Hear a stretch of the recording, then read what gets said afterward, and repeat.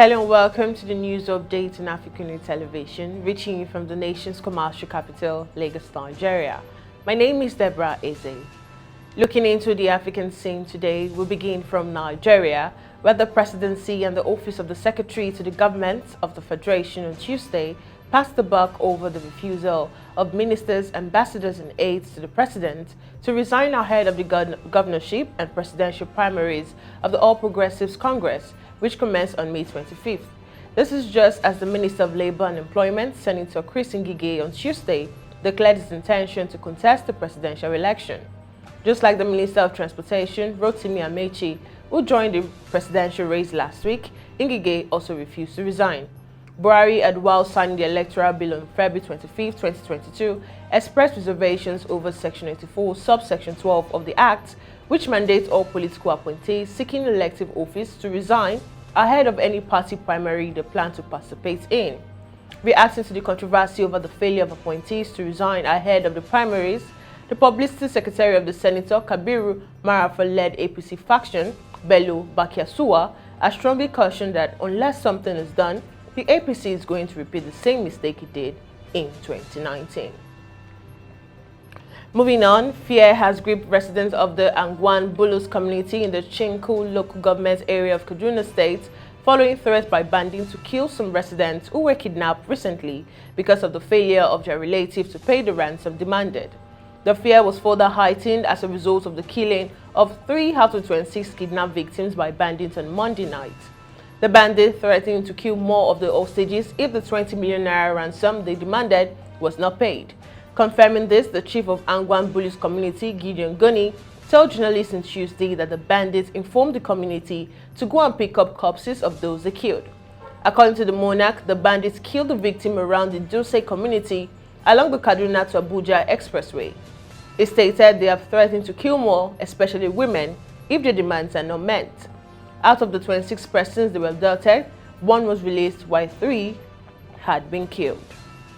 And still in Nigeria, the Rivers State Commissioner for Education, Professor Kaine Ebeku, has said a teacher and one of the students of the Government Girls Junior Secondary School, Rumu Okuta, in the Obio Akpo local government area of the state, have been suspended over alleged involvement in sexual misconduct. Ebeku disclosed this during a meeting at his office in Port Harcourt on Tuesday.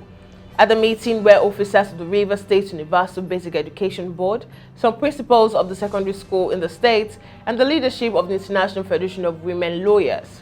The commissioner said the meeting followed a report that there were about 50 cases of rape involving teachers in the state. Speaking, the state chairperson of FIDA, Adata Bayo Briggs, clarified that there were 50 cases of defilement ongoing in court, adding that of those cases, 5 were in the schools in the state, while the others involved caregivers. Still on the African scene, agricultural workers in Ethiopia, Kenya and Somalia are preparing for their most severe drought in 40 years. This occurs as authorities warn that higher temperatures and less than normal rainfall were recorded by weather agencies in March and April this year. The aggravating droughts are threatening to throw the population, especially in arid and semi-arid areas, into starvation. Like most of Africa, the East and the own economic mainstays are culture, which is rain-fed, making it vulnerable to extreme weather events. According to the Intergovernmental Authorities on Development, rains will likely fail for a 4th consecutive year, triggering fears of increased cases of malnutrition, threat to livelihood, and severe risk for 29 million people in the region. And in Tunisia, dozens of refugees and migrants in Tunisia are demanding evacuation to other countries. The refugees, mostly survivors of illegal immigration attempt by sea to Europe, have been staging a sit-in in front of the office of the United Nations High Commissioner for Refugees in the Tunisian capital, Tunis, since Saturday.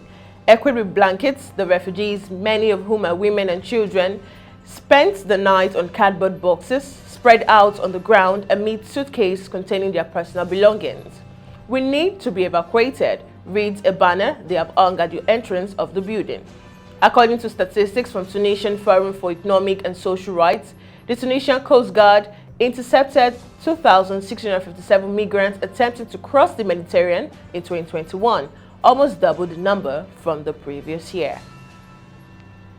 Away from the African scene onto the foreign scene, Russia gave Ukrainian fighter holding out in Mariupol a new ultimatum to surrender on Wednesday as it pushed for a decisive victory in its offensive in the east, while Western governments promised to give Ukraine more military help.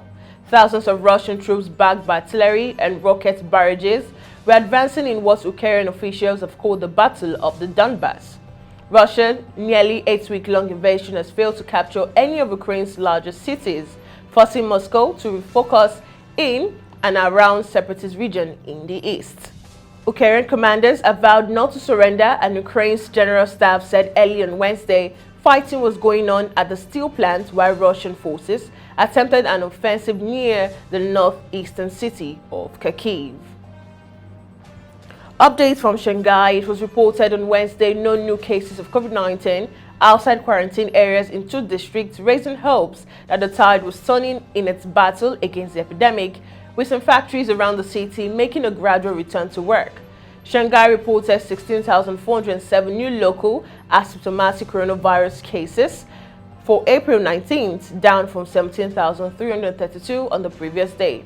Symptomatic cases stood at 2,494, down from 3,084.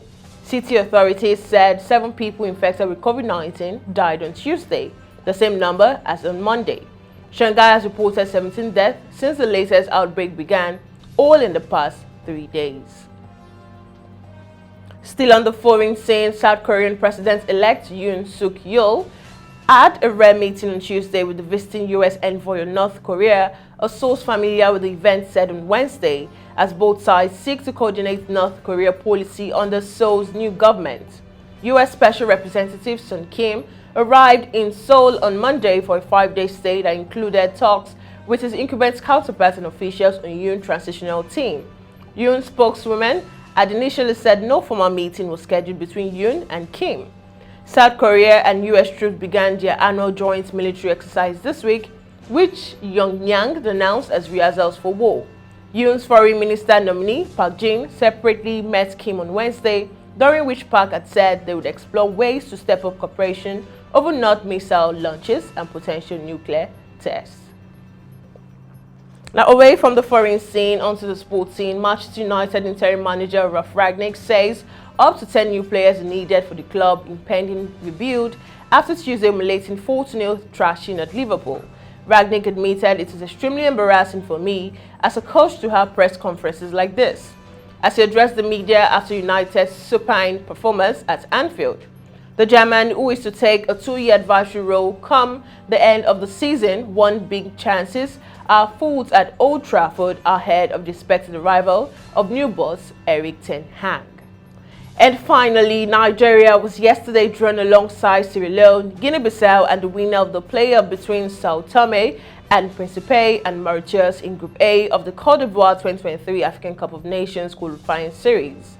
In the draw conducted by Nigeria's Samson Adamu, who was assisted by former South African captain Lucas Rabede and Côte d'Ivoire's legend Salomon Kalou, was picked to head the first of the 12 groups from which 24 teams will qualify for next year's championship. The qualifying series for the 2023 African Cup of Nations (AFCON) will kick off in June 2022, according to the Confederation of African Football, and end in March 2023. Defending champions Senegal are in Group L, where they will battle with Benin, Mozambique, and Rwanda. Hosts Côte d'Ivoire are in Group H with Zambia, Comoros, and Lesotho. While 2 teams each will qualify in the other groups, only 1 team will qualify from Group H alongside the host. And that concludes the news update on AFRICUNIA Television today. Do ensure to subscribe to our YouTube channel, like, and leave a comment for us on the comment section. Also follow all our social media platforms on Jointum, Pangram, Instagram, and Facebook in their respective order. Once again, I am Deborah Ezeh. Many thanks for joining me.